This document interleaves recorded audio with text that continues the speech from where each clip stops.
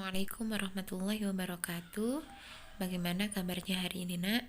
Semoga dimanapun kalian berada selalu dalam keadaan sehat semuanya, nggih. Nah, hari ini kita akan belajar lagi. Pasti kalian semuanya sudah mandi, ya, sudah berpakaian seragamnya rapi, sudah sholat duha dan juga sudah sarapan. Nah, hari ini kita akan belajar di tema 2, subtema 2, bermain di rumah teman, muatan PPKN. Nah, sudah siap? Silahkan disiapkan bukunya, nggih. Nah, hari ini kita akan belajar menyebutkan berbagai aturan yang berlaku di rumah teman. Sikap mematuhi aturan hendaknya dilakukan saat bermain di rumah teman. Permainan akan berlangsung tertib jika kamu mengikuti peraturan. Jadi dimanapun kita berada, kita harus mematuhi aturan. Begitu juga dengan di rumah teman kita, tentunya mereka juga mempunyai aturan di rumahnya. Jadi kita harus mematuhi aturan yang berlaku di rumah teman kita agar ketika kita bermain bisa berlangsung tertib, bisa berlangsung dengan nyaman. Nah, berikut contoh peraturan ketika bermain di rumah teman. Yang pertama, meminta izin sebelum meminjam mainan. Nah, jadi kita tidak boleh asal mengambil mainan, kita harus izin terlebih dahulu. Kemudian yang kedua, tidak curang saat bermain. Kemudian yang ketiga, merapikan mainan jika sudah selesai bermain. Jadi kalau kita selesai bermain, kita harus merapikan mainannya, nggih. Tidak boleh dibiarkan begitu saja. Saat bermain di rumah teman, sebaiknya kita mematuhi aturan-aturan yang ada di rumah temanmu. Nah, seperti yang sudah disampaikan tadi. Menurutmu apa yang akan terjadi jika kita tidak mematuhi aturan di rumah teman? Kira-kira apa yang terjadi? Nah, iya, pasti teman kita tidak nyaman ketika kita bermain di rumah mereka. Maka ketika kita ingin bermain lagi, pasti mereka kurang suka.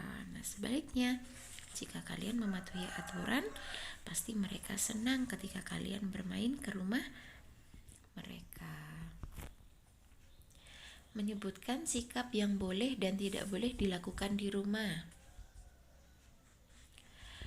Sikap yang boleh dilakukan di rumah.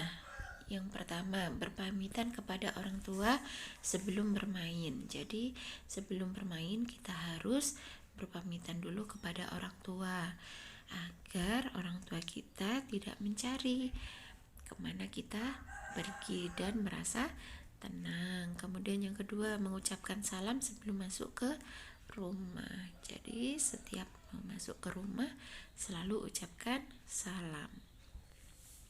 Sikap yang tidak boleh dilakukan di rumah, bermain hingga lupa waktu. Nah, kalau bermain kita harus ingat waktu, nggih, tidak boleh lupa waktu. Waktunya pulang, nggih pulang, waktunya makan, makan, waktunya sholat, nggih sholat, seperti itu. Kemudian yang kedua, membantah nasihat orang tua. Nah, tidak boleh membantah nasihat orang tua. Ketika orang tua menasihati, harus kita dengarkan, nggih.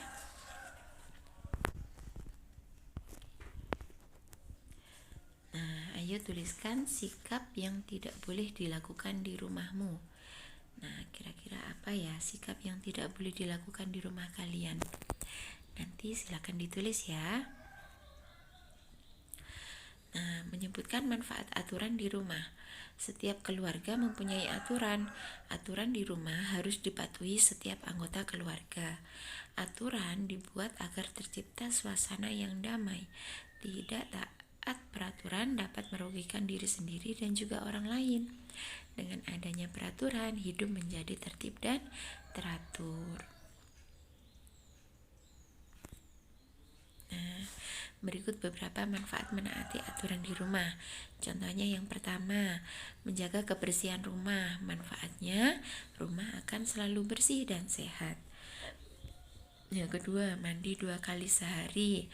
Manfaatnya, tubuh kita menjadi bersih dan bebas kuman. Kemudian yang ketiga, merapikan rak buku. Manfaatnya, rak buku akan terlihat rapi dan kita juga jadi mudah saat mencari buku yang diinginkan.